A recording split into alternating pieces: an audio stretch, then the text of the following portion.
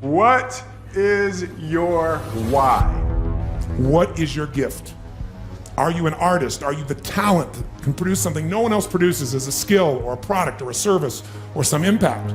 Your why has to be greater than that knocked out. And I love it. Buster Douglas got knocked out. Nobody ever got knocked out by Mike Tyson and ever got back up. But very, very few people and very, very few organizations can clearly articulate why they do what they do. And by why, I don't mean to make money. That's a result. By why, I mean what's your purpose, what's your cause, what's your belief? Why does your company exist? I mean, do we really need another one? Why did you get out of bed this morning? And why should anyone care? Don't be intimidated by the obstacles you see in the distance. Launch. Pursue your goals. Keep on pushing. Keep pushing these obstacles out of your way, or find a way to push yourself over them, around them, through them. This is what I know. There's always a way to win. There just is always a way to win. And your job is to find it. Because it's not what you do that matters, it's why you do it.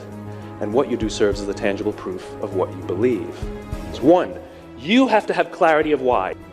Two, you have to have discipline of how. You have to hold yourself and your people accountable to your own guiding principles and your own values. And thirdly, you have to have consistency of what? Everything you say and everything you do has to prove what you believe. At the end of the day, we live in the tangible world.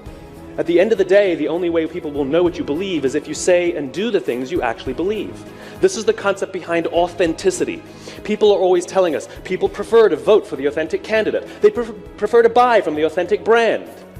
What does that mean? What that means is those people and those organizations say and do what they actually believe. That's all that authenticity means. You have to say and do what you actually believe.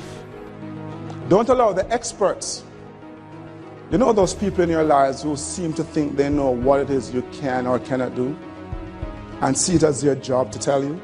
Don't allow them to tell you what it is you can or cannot do. It will happen, and when it does, my advice to you is to wave at them with one finger and get on with your life. But you get to choose the finger you wave, okay?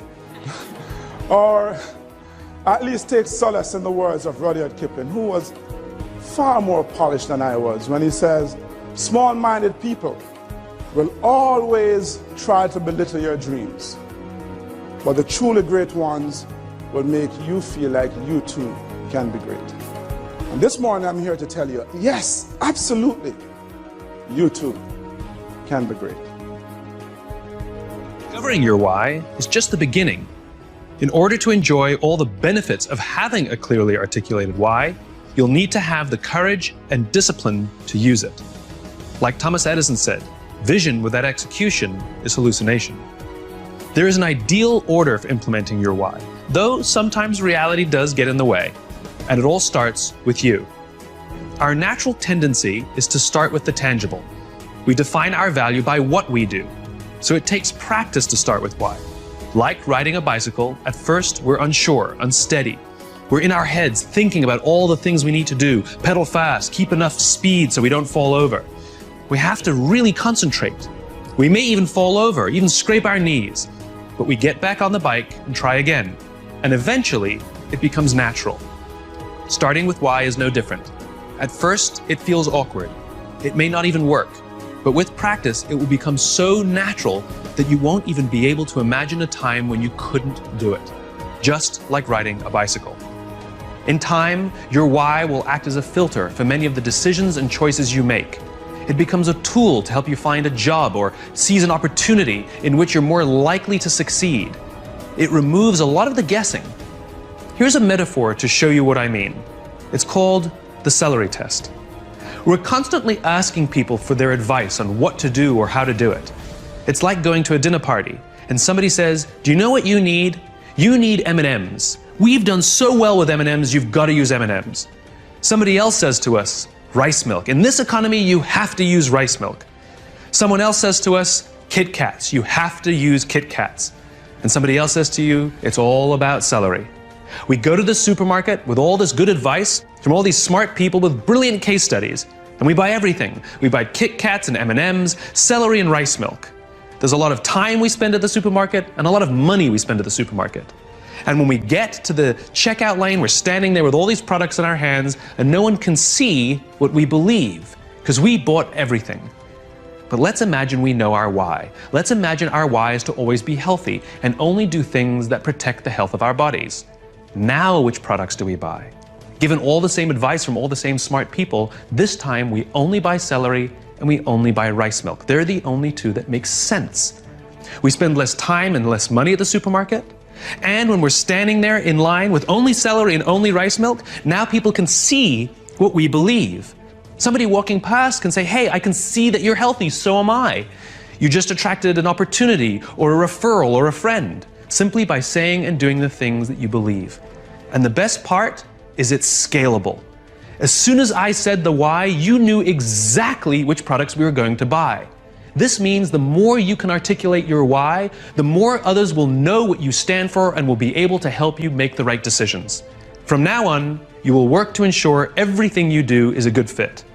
If you do too many things that aren't a good fit, you'll feel uncomfortable and people will feel that you're being inauthentic.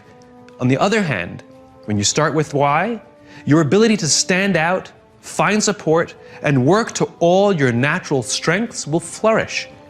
With practice, you will learn to trust your why. You will eventually start to see your job and the things you do as ways to breathe life into your cause.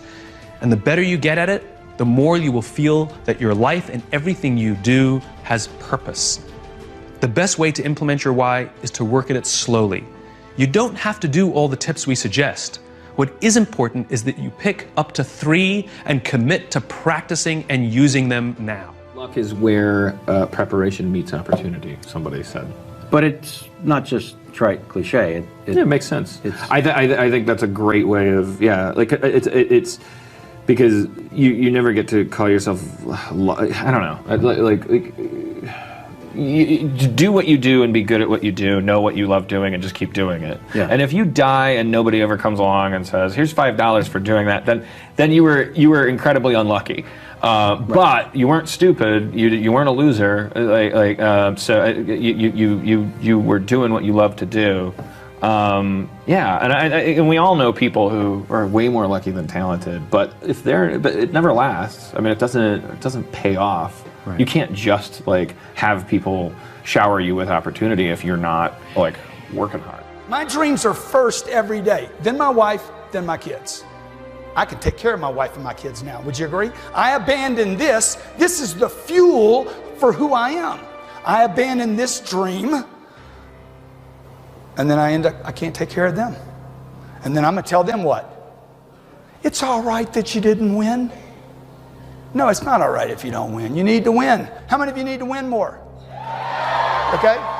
If you don't control your environment, folks, somebody else is going to control your environment. You guys that run teams and run organizations, if you do not control your environment, someone else will control your environment. You are being controlled in your environment right now. CNBC, CNN, MSNBC, the parents, the kids, the Twitter, the Facebook, the YouTube, the Google, the Snapchats, or your environment, your friends and your relatives, your uncles, your aunts. The garbage dump called planet Earth that you live on is mostly broken people.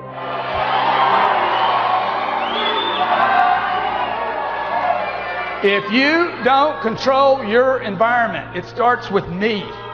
When I was 45 years old, I'm like, I'm going to control my environment. I'm going to take every penny I have, all the energy I have, all the resources I have, and I'm going to improve me. If I got to go broke in the process, because I'm already broke. Look, if you're not fulfilled if you're not reaching your full potential every day, you're broke right now.